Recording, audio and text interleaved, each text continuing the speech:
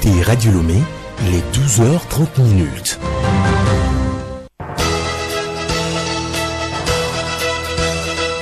Le journal Bénédicte Kanda. Bonjour à tous et merci de nous rejoindre pour le journal dont voici le sommaire.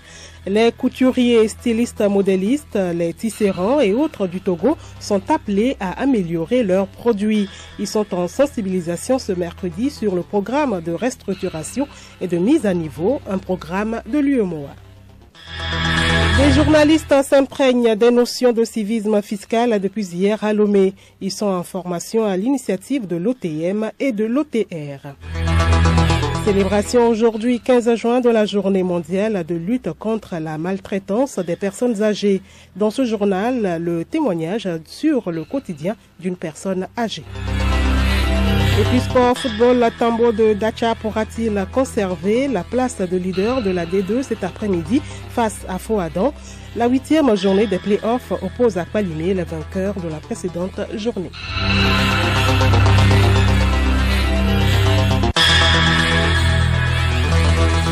radiolomé.tg. Amener les professionnels des médias à s'intéresser et à mieux cerner les questions liées au civisme fiscal, c'est l'objectif d'un atelier de formation qui se tient depuis hier à Lomé.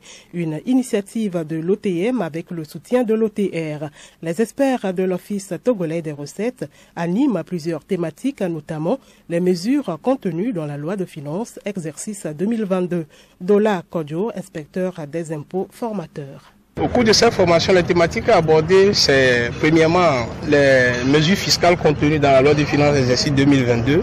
Une présentation également sera faite sur la taxe d'habitation qui ces derniers temps fait beaucoup pour les banques et une troisième communication portant sur l'immatriculation foncière. Étant donné qu'il y a eu beaucoup d'efforts qui ont été faits par le législateur en termes de dispositifs législatifs qui allégeaient la charge fiscale pour les contribuables. Le ministre de la Communication et des Médias, le professeur Akoda Yewadon, à l'ouverture des travaux, a salué le partenariat entre l'OTM et l'OTR et souligné l'intérêt du civisme fiscal. La rencontre prend fin ce mercredi avec les travaux pratiques en groupe. Unir les forces pour réduire durablement l'insécurité alimentaire en Afrique de l'Ouest. L'UEMOA, la CEDEAO, le Coral et le SILS ont lancé ce matin le programme de résilience du système alimentaire en Afrique de l'Ouest. Un projet qui vise à accroître la préparation à l'insécurité alimentaire dans la région. Juliette Cambé.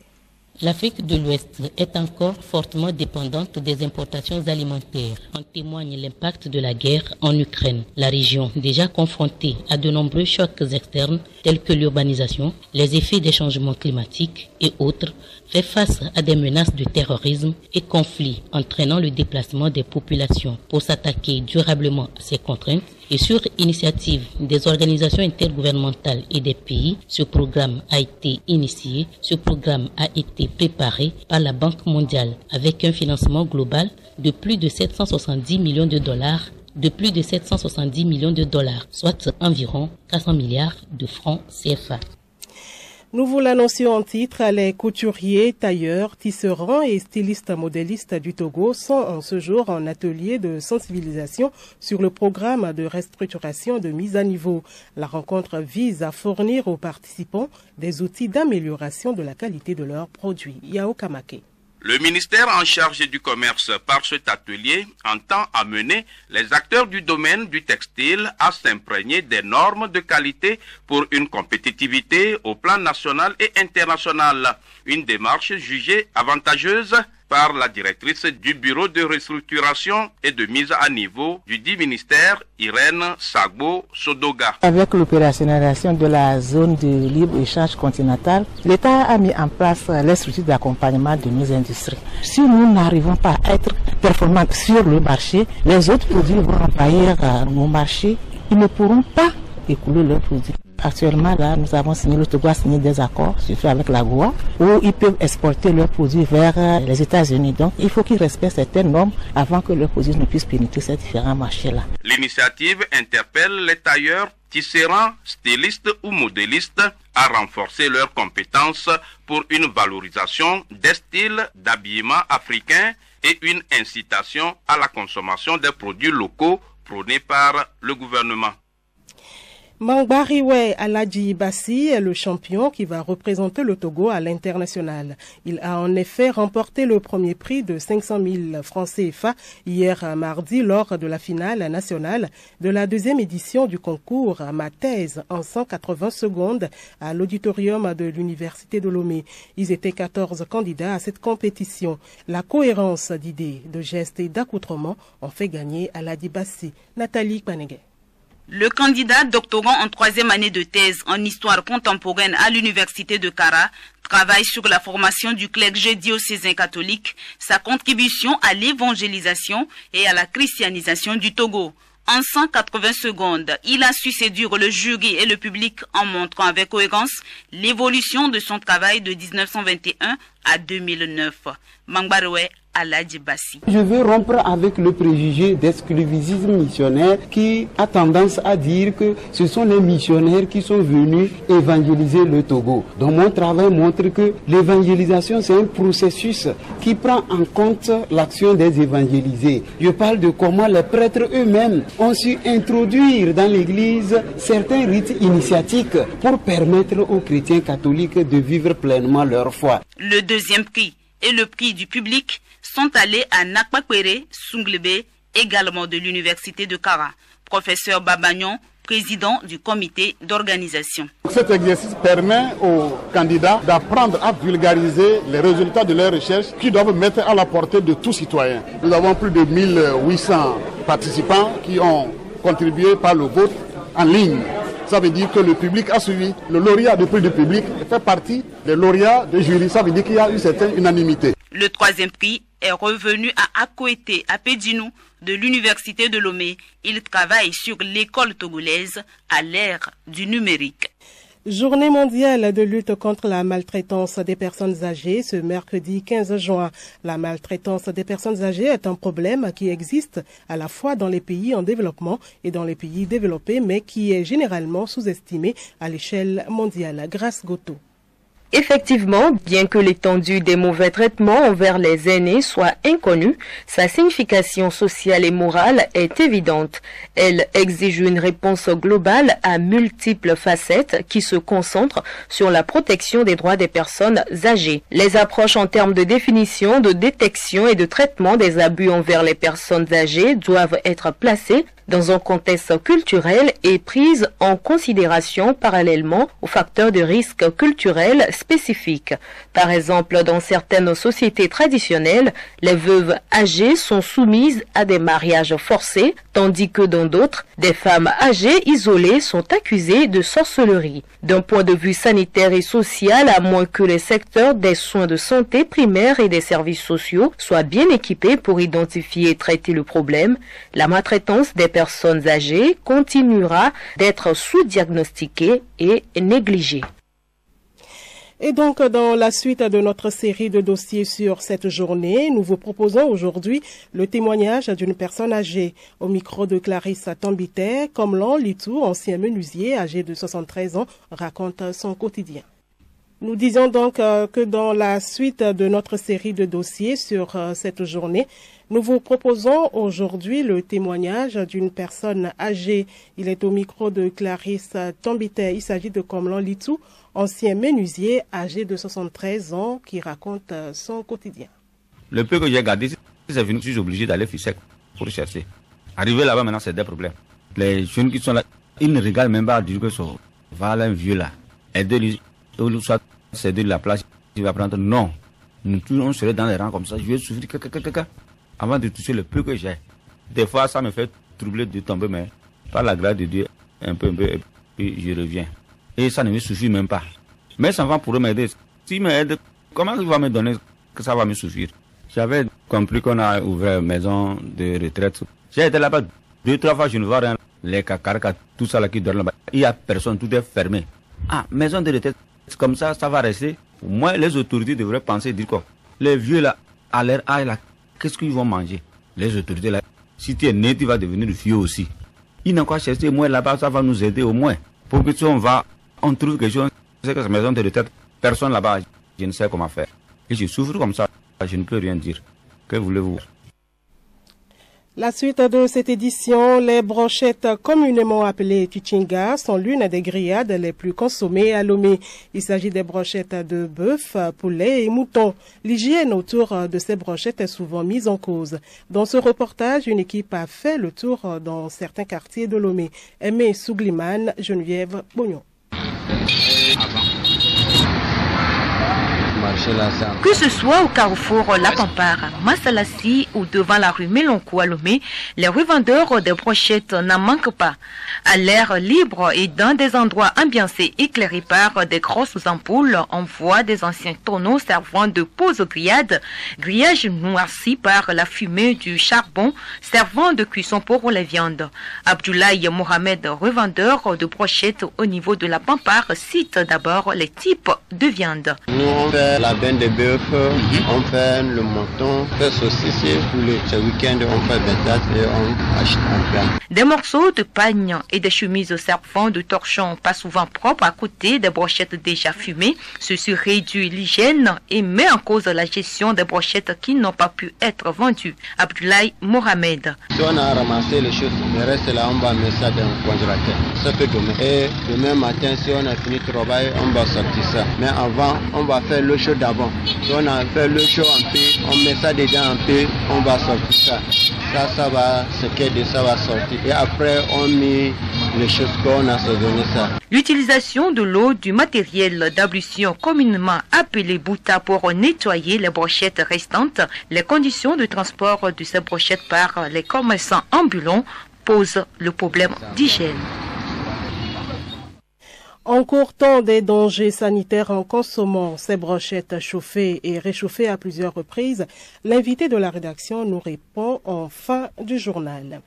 La nuisance sonore des bars et buvettes à Lomé et dans certaines villes du Togo devient un casse-tête chinois pour le voisinage. Milé Kagoku s'intéresse à ce sujet. Ça devient la mode et chaque quartier de Lomé bouge chaque soir et les week-ends avec une sonorisation impressionnante dans les bars. Cela attire les clients et les excite à se plonger dans la consommation des liqueurs. Et les gens des bars et des buvettes là, leur musique ne gêne pas les gens. Tu dois avoir un regard un peu précis au bar avant de revoir les églises. Pour les bars, c'est trop parce qu'au niveau des églises, des fois, si on arrive à les aborder, ils arrivent à comprendre. Ces bruits stridents troublent la quiétude des riverains et ne leur permet pas d'avoir une vie décente. Des troubles de sommeil, le manque de concentration et le stress sont des maux au quotidien. Ça nous dérange trop. À cause de la musique, on ne dort pas vite. Je n'arrive pas à dormir car le bruit là, ça me dérange. Quand j'apprends aussi ça me gêne. C'est pour cela que je n'arrive plus à rester dehors pour apprendre. Ma grand-mère est là-bas. Elle n'arrive plus à même écouter, mais ça lui dérange aussi. Donc, on prie au gouvernement de regarder côté la sonorisation des bars. Ces nuisances sonores dans les bars le week-end avec des DJ causent des dégâts collatéraux à part ceux créés directement sur les humains. Si ils jouent de la musique, les tôles commencent par vibrer jusqu'à que les murs aussi, s'ils ne sont pas solides, les murs cassent, les murs se déchirent. Si l'intensité de la vibration musicale saute les tôles, secoue les murs, qui à petits coups se dégradent et bougent les lits depuis les chambres, imaginez vous-même les dégâts que cela peut créer sur la santé humaine. Et vivement que des équipes munies de sonomètres fassent leur travail pour arriver au respect du seuil des 55 décibels. Car la liberté de sonorisation s'arrête là où commence le droit à la tranquillité publique de tous les riverains. Écoutez Radio Lomé et vous avez tout le Togo dans votre maison. Santé Plus à présent, comme tous les mercredis, plus de 200 cas de variole du singe sont déjà enregistrés dans le monde. Au total, 7 pays sont concernés et des cas sont signalés au Nigeria et au Ghana. Alors que l'OMS appelle à la vaccination contre cette maladie, un traitement efficace existe, nous rassure professeur Mounerou Salou, bactériologiste et virologue. Des médicaments existent qui sont assez efficaces. Le vaccin contre la variole que nous avions connu reste efficace contre la variole du singe, mais pour le moment, depuis 1980, là, cette vaccination ne se fait plus, ce qui fait que quasiment tous les jeunes aujourd'hui n'ont pas connu cette vaccination. Et si ces personnes qui n'ont pas connu cette vaccination venaient à être touchées par cette maladie, ça peut quand même être quelque chose de préoccupant. La maladie est bénigne, c'est vrai, Mais rappelons que la mortalité peut être élevée de l'ordre de 3 à 10% dans certains cas, surtout lorsqu'il s'agit de personnes fragilisées, des personnes immunodéprimées, des personnes diabétiques, des personnes qui sont sous des traitements spéciaux. Ça peut être grave. L'automédication doit être évitée. Et lorsque dans votre entourage, une personne présente une maladie éruptive, des éruptions cutanées généralisées sur le corps, eh bien, il faut alerter rapidement les structures sanitaires. Il faut alerter le centre de prise en charge dédié qui est l'hôpital CHR Lomé Commune. Il faut alerter toutes les formations sanitaires qui pourront diriger la personne vers des centres d'investigation appropriés et éviter que d'éventuels cas ne traînent à la maison.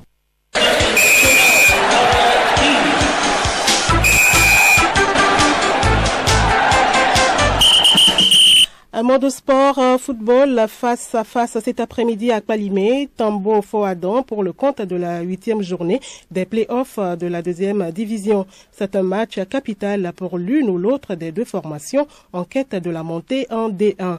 Autre affiche à Takmame, Espoir joue Dombé et à Sokode, Koroki défie l'étoile filante.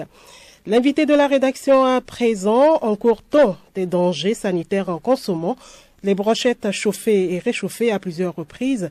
La question a été posée à Banakinao Toussa, spécialiste en nutrition humaine et sécurité. Il répond au micro de Alice Berthe Barandao. Bonjour monsieur. Bonjour madame. Il est de nos habitudes de réchauffer les restes de nos aliments pour les consommer et il en va de même avec les revendeurs et revendeuses d'aliments, surtout ceux des brochettes. Quel risque encourt-on? Les aliments cuits et resoumis à des températures importantes, c'est-à-dire élevées, développent des composés qui les rendent difficiles à digérer. Et même dans certains cas, ils deviennent de puissants agents cancérigènes lorsqu'ils sont éliminés dans notre organisme par nos enzymes de désintoxication. Et des études épidémiologiques ont révélé que leur consommation augmente le risque de cancer de l'estomac, du côlon, du rectum et bien d'autres encore. Plein d'aliments sont réchauffés et parmi les plus réchauffés, nous pouvons citer par exemple les brochettes. La brochette, suite peut-être à des méventes, reste beaucoup plus longtemps sur les étalages que prévu. Donc du coup, à chaque jour, subissent un réchauffage. Alors, quelles sont les conséquences qu'on encourt en consommant ce type de brochettes? La consommation entraîne des conséquences. D'abord, nous avons le côté microbiologique. Vu que l'environnement dans lequel M. Toussa vient n'est pas assez hygiénique, il y a des contaminations par des agents pathogènes. Et cela a été prouvé par des études réalisées où des échantillonnages de brochettes passées par là ont été effectués et les résultats ont été clairs. Il y avait des contaminations d'origine microbiologique et généralement c'était des pathogènes comme les Escherichia coli, les Salmonella et bien d'autres encore. À part le risque microbiologique, nous avons également le risque chimique. Parce que ici, nous remarquons deux phénomènes. Il y a d'abord un chauffage multiple qui n'est pas déjà bien. Et en plus de ce chauffage multiple, nous avons la présence de la fumée. Or, la fumée peut contenir des substances nocives qui s'échappent lors du fumage. On peut voir la présence des HAP, dit les hydrocarbures aromatiques polycycliques. Et ces hydrocarbures aromatiques polycycliques, quand on les consomme, elles peuvent contribuer à terme à des développements de certaines pathologies comme le diabète, le cancer, les troubles neurologiques et bien d'autres. Et la concentration de carbures aromatiques polycycliques peut même varier d'une viande à une autre, en fonction du combustible utilisé pour fumer. Voilà, donc le risque est beaucoup plus élevé. Merci, monsieur. Je vous en prie, madame. Et puis l'information insolite pour terminer, aux États-Unis, les autorités du comté d'Orange en Floride ont annoncé qu'un homme de 26 ans a été accidentellement tué par son fils de 2 ans. Le drame est survenu lorsque le petit garçon a trouvé une arme à feu détenue illégalement par ses parents. La mère de l'enfant a été inculpée.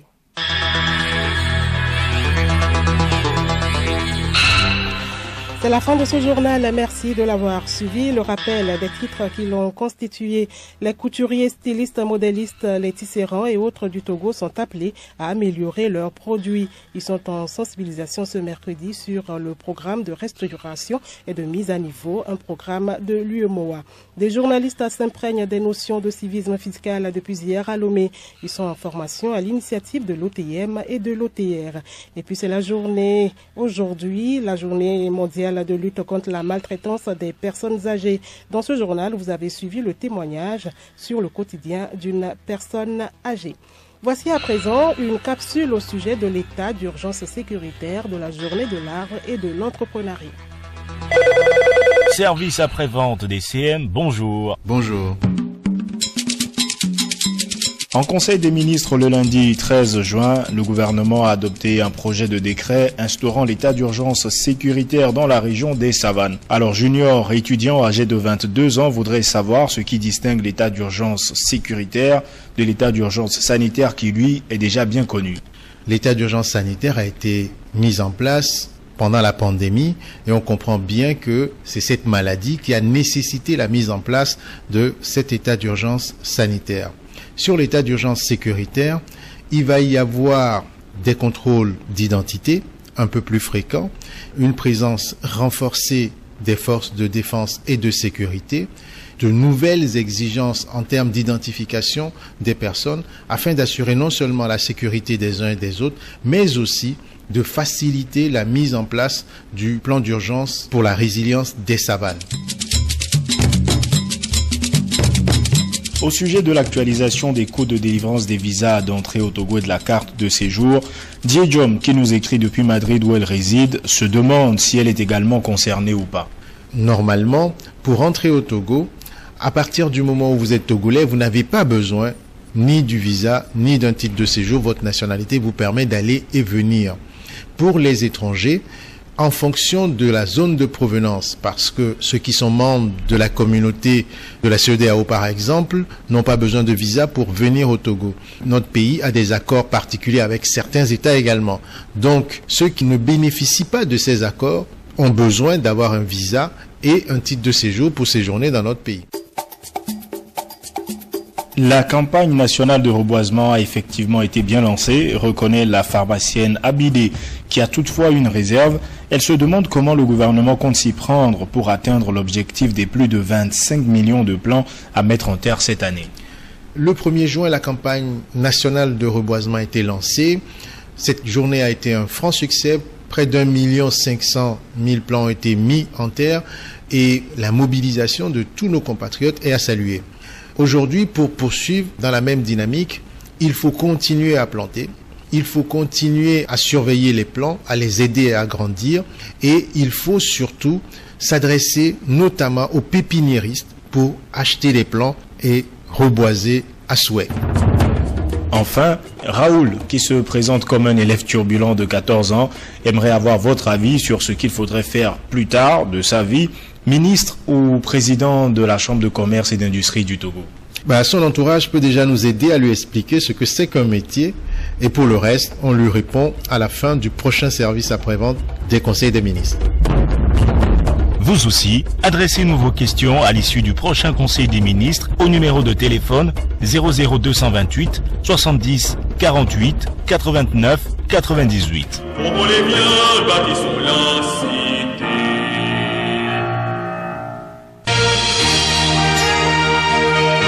Radio Lomé, boîte postale 434, email radiolomé@radiolomé.tg. radiolomé.tg